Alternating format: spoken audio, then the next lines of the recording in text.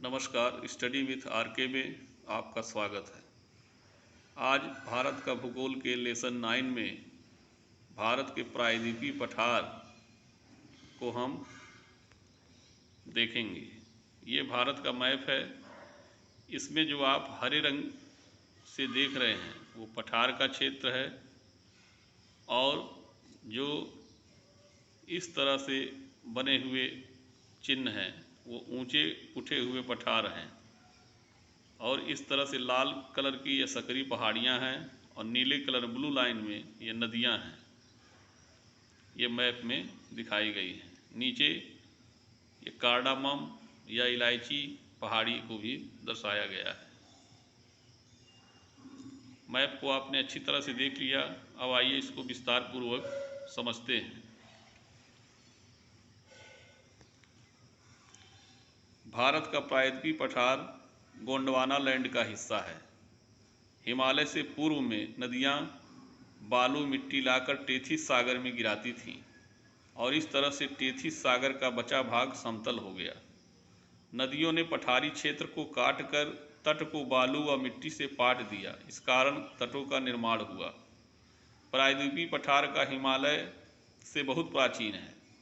इसके उत्तर पूर्व की ओर प्रवाहित होने के चलते ही टेथिस सागर में जमा अवसादी चट्टानों में दबाव पड़ा, जिसमें उनमें मोड़ पड़ गया, जिससे हिमालय की तीनों श्रृंखलाओं की रचना हुई। हिमालय का उत्थान अभी भी जारी है। धरती के अंदर जो हलचल होते हैं उन्हें हम विवर्तनिकी गतिविधियां कहते हैं। प्रायद्वीपीय भारत का पठार आंतरिक रूप से पूरी तरह से स्थिर हो चुका है। यही कारण है कि आमतौर पर प्रायद्वीपीय पठारी क्षेत्रों में भूकंप नहीं आते हैं। प्रायद्वीपीय पठार के उत्तर पूर्व क्षेत्र में राजमहल पहाड़ियाँ हैं। पठारी भारत के उत्तर पश्चिमी सिरे पर अरावली पहाड़ियाँ हैं तथा उत्तर पूर्वी सिरे पर राजमहल की पहाड़ियाँ हैं। पठारी भारत दक्षिण में कन्याकुमारी तक विस्तृत है। मेघालय में शिलांग पठार प्रायद्वीपीय भारत के पठार का उत्तर पूर्वी विस्तार है। वास्तव में राजमहल पहाड़ी का वह भाग है। मालदा गैप या राजमहल गारो गैप कहते हैं। प्रायद्वीपीय भारत के पठार का उत्तरी हिस्से का ढाल उत्तर की तरफ है। यही कारण है कि चंबल, बेतवा, सोन नदियाँ उत्तर की ओर बहती हुई गंगा यमुना में मिल जाती हैं। चंबल प्लस यमुना इटावा के पास मिलती है।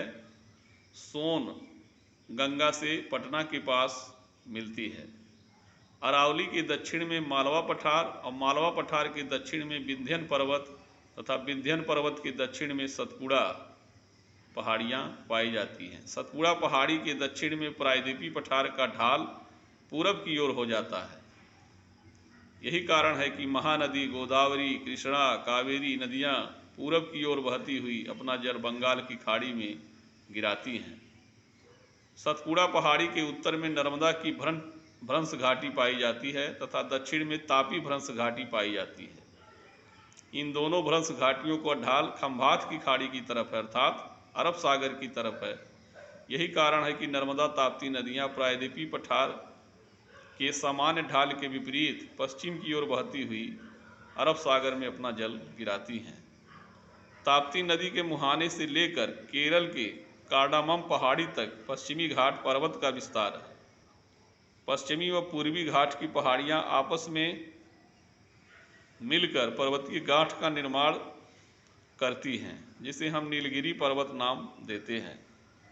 पश्चिमी घाट नीलगिरी के दक्षिण में व्याप्त है। गिरी के दक्षिण में पश्चिमी घाट पर्वत को हम अन्नामलाई पहाड़ी, कार्डामम पहाड़ी या इलायची पहाड़ी कहते हैं। नीलगिरी पर्वत का विस्तार राज्यों में है, 3 राज्यों में है, केरल, तमिलनाडु और कर्नाटक में। आज के वीडियो में इतना ही।